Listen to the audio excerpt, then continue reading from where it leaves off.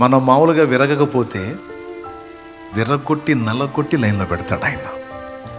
ఎందుకంటే విరిగి నలిగిన మనస్సే దేవునికి ఇష్టమైన బలులు. అర్థమైందా? దేవా ఇవన్నీ నేను పొందగోరుతున్నాను అంటే దేవుడు అంటాడు, నీవు దీనుడు దీనురాలివి కావాలి. అలా కావాలంటే ఏం చేయాలి ప్రభా? నా అంతటా నాకు చేత కాదు, నువ్వే చేయి తండ్రి అన్నప్పుడు ఇక నిన్ను దీనుడిగా దీనురాలిగా చేయడానికి దేవుడు విరగొట్టడం మొదలు పెడతాడు.